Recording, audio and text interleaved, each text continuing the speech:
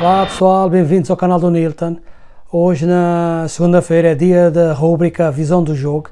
Vamos abordar os factos positivos e negativos da última fim de semana, ou seja, a segunda jornada do Campeonato Português.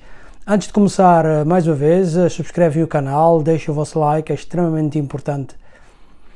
Vamos começar falando do Benfica, de referir que os três grandes ganharam os jogos, com alguma Benfica com alguma tranquilidade. O Sporting e o Porto já foi diferente, já foi num grau de dificuldade mais superior. Vamos começar a falar do Benfica, que jogou primeiro, claro, que teve um fator muito relevante durante o jogo. Nos 9 minutos da primeira parte, o guarda-redes do Arouca, numa infelicidade, cometeu um erro que prejudicou não só o espetáculo em si, mas como também a equipa da Arouca. Foi expulso aos 9 minutos, num ato irrefletido e que facilitou em muito a situação do Benfica. O Benfica foi dominador, já era de esperar naturalmente, mas com a expulsão do guarda-redes a equipa tornou-se mais solta, mais confiante e praticamente garantiu uma vitória em que a equipa da Arouca não teve espaço de manobra para criar qualquer tipo de dificuldade, ou seja, alguma oportunidade de golo que pudesse destabilizar o sistema do Benfica. O Benfica ganhou por 2-0, golos de Valsvit e Aramchenko, uma estreia no campeonato a marcar.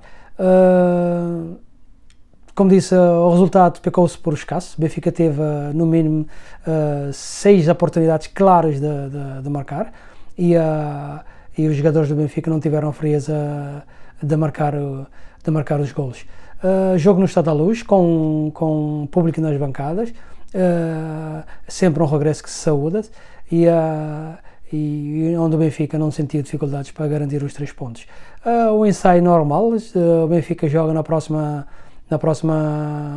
quarta-feira com o PSV, jogo de grau de dificuldade enorme, em que o Benfica vai ter um osso duro de roer, mas que eu parto do princípio que a equipa do Benfica é favorita a passar a ganhar esses 2 jogos da pré-eliminatória da Liga dos Campeões e ter acesso direto à Liga dos Campeões. É uma aposta enorme do Benfica, que quer desta vez garantir a presença na Liga dos Campeões. Não é só a presença, é todos os fatores que dão a uma equipa quando este consegue entrar na Liga dos Campeões. E por isso a aposta do Benfica é grande e seria uma frustração enorme se o Benfica falhasse outra vez ao acesso à Liga dos Campeões. A vitória tranquila contra a Arouca, onde o Jesus focou o fator finalização, em que disse que o Benfica não pode falhar tantos golos dessa maneira e que essas oportunidades têm que ser aproveitadas. O destaque do jogo, eu vou para o Valsvit, mais uma vez esteve em excelente nível. É um jogador que dá uma dinâmica muito forte aqui do Benfica, que faz desequilíbrios pelo lado direito, pelo lado esquerdo, ainda finaliza. Teve um gol anulado pelo VAR, justo, estava em posição irregular, mas a par disto, o jogador alemão esteve em excelente nível e para mim foi o destaque do jogo. O Aramchenko também marcou, fez a sua estreia como titular da equipa do Benfica, esteve a bom nível, ainda nota-se que não está fisicamente a top, ainda nota-se que há algumas movimentações que ele faz em desencontro dos médios do Benfica, porque ainda não está familiarizado com o sistema, mas no global uma exibição positiva. Como já disse, uma vitória extremamente fácil. O Benfica não teve um opositor à altura. O Arouca parecia que tinha as coisas bem estudado, mas com a expulsão do guarda-redes queimou qualquer tipo de cartucho que eles tivessem preparado para surpreender o Benfica.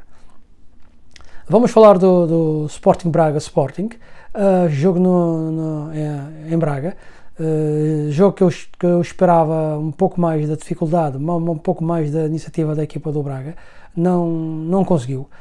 O Braga praticamente na primeira parte não existiu, na segunda parte houve um pouco de frição quando o jogador do Sporting foi expulso, onde o Braga cresceu. De referir que nesse espaço o Braga teve 6 oportunidades para poder finalizar, para poder marcar, e enquanto nos 83 minutos do jogo o Braga não existiu, não teve praticamente uma única oportunidade contra a equipa do Sporting. O Carvalhal disse que o Braga merecia algo mais, no meu ponto de vista não, porque não jogou, esteve muito na expectativa, muito dominada pela equipa do Sporting, que antes, até a expulsão, a equipa do Sporting foi mais forte, foi mais dominadora, jogou no meio campo do Sporting Braga. O meio campo do Braga não conseguia respirar devido à pressão dos jogadores do Sporting, e com todo o mérito o Sporting fez o primeiro gol, fez o segundo gol, podia ter feito o terceiro, e enquanto não houve a expulsão, a equipa do Sporting foi uma equipa em todas as vertentes, e por isso acho que o resultado é extremamente justo, mas o Sporting tem que ter o mais equilíbrio possível. Não se pode um jogador ser expulso por atitudes infantis e prejudicar o Sporting num momento crucial da partida. Os gols do Sporting foi marcado por Giovani e Pedro Gonçalves, os dois jogadores que já tinham marcado na Supertaça. Destacar que este é o quarto gol seguido do Pedro Gonçalves, que está a atravessar um excelente momento, um gol de grande finalização. Mais uma vez, como já tinha referido nas alturas, o Pedro Gonçalves tem uma sensibilidade dentro da área, onde ele consegue, no tempo que ele domina a bola, ter a percepção do espaço e do movimento do guarda-redes, e coloca a bola sempre em contrapé, e dificilmente os guarda-redes conseguem reagir a tempo de defender. O destaque do jogo para mim foi o Giovani Carvalho, o Giovani, que jogou outra vez no lado esquerdo, onde ele teve situações de grande desequilíbrio, onde ele ganhou sempre vantagem, tanto em termos técnicos, em termos de potência. Foi um jogador que criou os desequilíbrios, conseguiu finalizar um golo de belo efeito, numa bola extremamente difícil, ele de cabeça fez um golo muito elogiado e muito bonito. Outros setores do Sporting, o setor defensivo, como já disse, esteve até os 83 minutos irreparável, esteve muito bem, e depois, com a expulsão, houve uma quebra, um descontrole, em que o Braga teve aí algumas oportunidades de marcar, fez um golo com o Breno Luís, e teve a oportunidade de conseguir o empate. O fator negativo, as substituições do Rubão Amorim nesta fase do jogo, em que o Sporting tinha perdido um jogador. Acho que ela precipitou nas modificações, não tinha que mudar a defesa, não tinha que trocar o lateral direito e colocar no lado esquerdo. Meteu o Potro, mas que como já sabemos, já vinha de alguma paragem. Era um jogo em que o Braga, depois de fazer o gol, carregou, criou uma certa pressão, e meter um jogador que vem numa paragem tão longa, nessa fase é um risco que o Rubão Amorim correu, que eu acho que ele não tinha necessidade de o fazer. Poderia ter feito as modificações com os jogadores que já tinha no campo, e fez algumas alterações que eu acho que não beneficiaram muito a equipe do Sporting. Pelo contrário, puseram o Sporting numa situação de risco, onde o Sporting podia ter perdido 2 pontos na última fase do jogo. mas como já disse, o resultado é justo, pelo que o Sporting fez durante os 93 minutos da partida, e, em que podia ter marcado um ou mais outro gol, e castiga o Braga pela pouca inoperância, pela expectativa que eles tiveram durante a maior parte do tempo. Os destaques, como já disse, o Giovanni Cabral para mim foi o melhor jogador em campo, e nas conferências de imprensa o Rubão Marinho destacou este facto, diz que o Sporting tem que crescer um pouquinho mais, tem que melhorar, e é normal que depois de ganhar um jogo que estava completamente dominado e nos últimos minutos sofre uma pressão tão grande devido a uma expulsão e também da pouca inoperância do Rubão Marinho nas substituições, é normal que ele, quando vai à conferência de imprensa, já tenha uma visão diferente, e ainda ele foca na atitude da equipa, ainda que o Sporting tem que melhorar em algum sistema. O Sporting, na primeira parte, teve alguma... Como já disse, esteve muito dominador, esteve o jogo completamente controlado, mas notou-se uma falta de dinâmica, uma falta de ritmo na zona central da equipa do Sporting, onde podia, com o domínio que teve, com a posse de bola, onde podia ter tido mais um pouco de velocidade nas ações e criar mais dificuldades ao Sporting Braga. Por isso um resultado justo, e que o Sporting garantiu 3 pontos, onde todas as equipas que foram ao estádio de Braga vão ter grandes dificuldades para conseguir ganhar a equipa do Braga. Vamos falar do Famalicão-Porto. O Porto entrou dominador, a primeira parte muito bem jogada, com uma supremacia total. O Famalicão não existiu durante os 45 minutos, essa é a verdade, e o Porto fez 2 golos, podia ter feito mais um,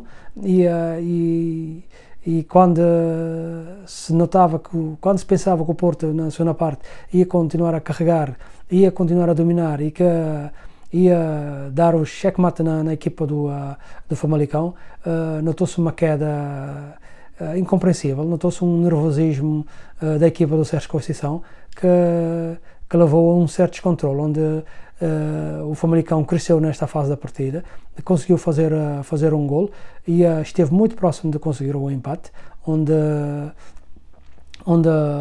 o VAR interveio-se, penso que correto, o jogador estava ligeiramente adiantado em relação à defesa do Futebol Porto, mas uma equipa como o Porto não pode correr estes riscos, não pode ter um desequilíbrio tão grande.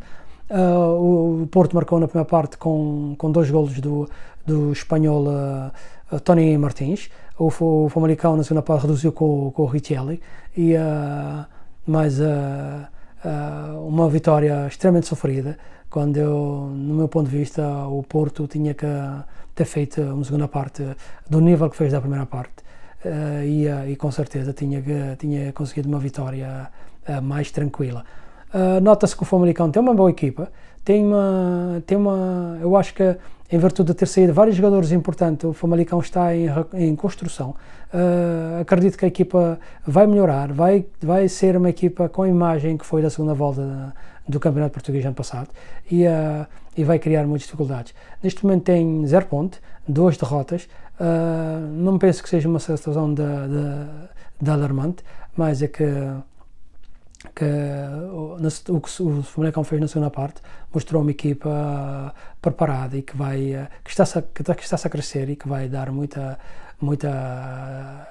água, vai criar muita dificuldade às outras equipas, e penso que tem uma estrutura para se conseguir a manutenção na primeira divisão. Os jogadores que eu achei que foram melhores, o Tony Martins para mim foi o melhor jogador do Porto, o melhor jogador em campo, com 2 golos. De resto, o comportamento dos outros jogadores do Porto um pouco equilibrado. A defesa do Porto esteve um pouco instável, coisas que não é natural. O lateral esquerdo do Porto precisa ter mais consistência defensiva. Falhou-se no primeiro gol, falhou-se no segundo gol, no segundo gol de Famalicão, que o VAR anulou, onde perdeu uma bola no meio campo, por infelicidade do jogador que estava um pouco adiantado no terreno. Podia ter causado uma derrota, um empate ao Porto por perdas, quando se faltava poucos segundos, poucos minutos para acabar o jogo. Um jogador que joga a esse nível, que joga na equipa como do Porto, tem que ter consistência nas suas ações e não ter falhas desse tipo que pode criar prejuízos muito importantes a uma equipa da dimensão do Fogo do Porto. Como disse, o Tony Martins foi o melhor jogador em campo, no meu ponto de vista, e por isso foi o destaque desta partida. Os fatores negativos, vamos falar de fatores negativos. Eu vou referir à situação do jogo entre Santa Clara e o Moreirense. Como sabemos, o Santa Clara está numa situação terrível. Tem 9 jogadores titulares com Covid-19.